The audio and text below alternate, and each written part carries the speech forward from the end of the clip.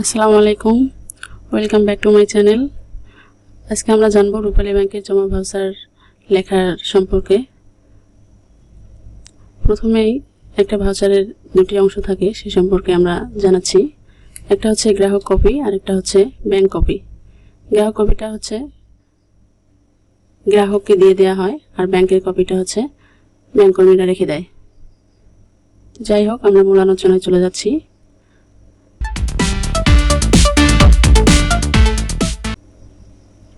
এখানে প্রথমেই শাখার নাম লিখতে হবে, মানে হচ্ছে আপনি যে শাখায় থেকে টাকাটি জমা করবেন সেই শাখাটির নাম লিখতে হবে। তারপর হচ্ছে যে শাখায় আপনার অ্যাকাউন্টটি আছে সেই শাখার নামটি লিখতে হবে। সেটা আপনার ঢাকা হতে পারে, চট্টগ্রাম, খুলনা, বরিশাল, যেটাই হোক না কেন আপনি সেই শাখার নামটি লিখে দিবেন। তারপর আপনি তারিখটা সুন্দর করে লিখে দিবেন। তারপর আসছি আপনি কোথায় জমা করবেন, সেটি হচ্ছে সঞ্চয়ী বা সেভিং অ্যাকাউন্ট অথবা কারেন্ট অ্যাকাউন্ট বা চলতি অ্যাকাউন্ট যেটা বলেন, সেটাতে আপনি ক্লিক করতে হবে। এটা সঞ্চয়ী হলে সঞ্চয়ীতে ক্লিক করবেন অথবা টিক চিহ্ন দিবেন, আর চলতি অ্যাকাউন্ট হলে চলতিতে টিক চিহ্ন দিবেন। তারপর হিসাব নং যেটা, সেটা হচ্ছে অ্যাকাউন্ট নাম্বার লিখতে হবে আপনার। সেটা প্রত্যেকটি ঘরে একটা একটা করে লিখে দেবেন। হিসাবের শিরোনাম যেটা হচ্ছে, সেটা যার নামে অ্যাকাউন্ট তার নামটি লিখতে হবে। যেহেতু এখানে আমার নাম জান্নাতি, তাই আমার নামটি লিখে দিছি। এখন বিবরণটি হচ্ছে আপনি টাকাটি নগদে দিবেন, চেকে দেবেন, না ডিডি করতে পারেন অথবা পে অর্ডার করতে পারেন। নগদ হলে নগদের টিক চিহ্ন দিবেন, চেকে হলে চেকের টিক চিহ্ন দিবেন। চেকের নাম্বারটি আপনাকে ফাঁকা অংশে যে কোনো অংশে লিখতে পারেন। তারপর আপনার টাকার আমরা যেহেতু নগদে টাকা দিচ্ছি, তাই আমরা নগদেই টিক চিহ্ন দিলাম। তারপর টাকার পরিমাণটা আপনি এখানে যেভাবে লেখা আছে, আপনার টাকার পরিমাণ যা হয় আপনি সেটাই লিখে দেবেন। মাঝখানে এভাবে একটু দাগ দিয়ে দিবেন, যাতে অন্য কেউ কোনো না লিখতে পারে কোনো কিছু। তারপর মোট টাকা যা হয় আপনি সেটাও লিখে দিবেন এখানে। তারপর আসবেন কথায় লেখা, কথায় আপনি আপনার যে টাকাটা হয় ওইটা কথায় লিখে দেবেন।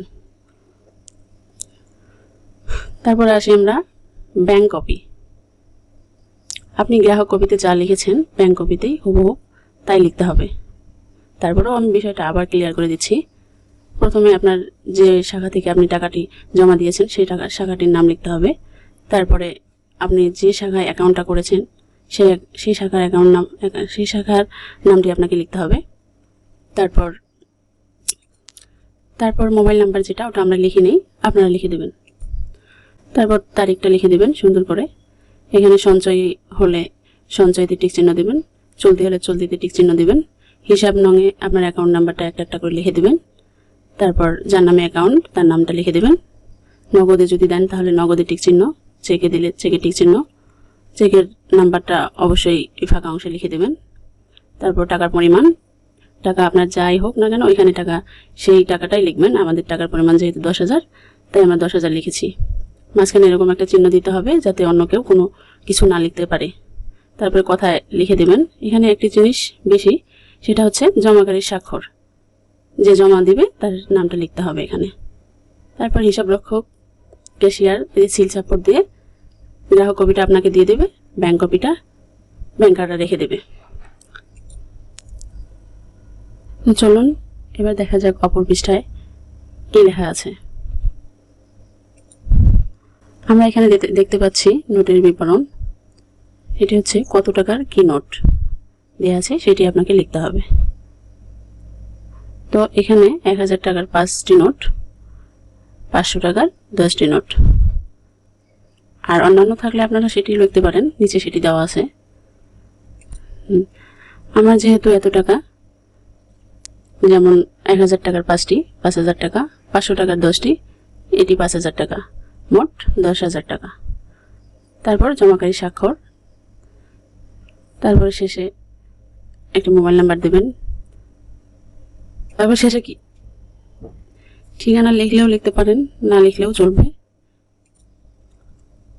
আপনারা বিষয়টি জানলেন, আশা করি আপনাদের উপকারে আসবে, কারণ এটি নিয়ে অনেকেই ভোগান্তিতে পড়ে আমরা লক্ষ্য করি।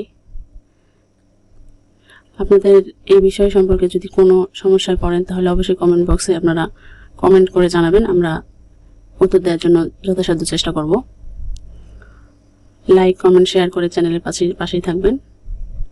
সকলের সুস্বাস্থ্য কামনা করি। সবাই ভালো থাকবেন। আসসালামু আলাইকুম।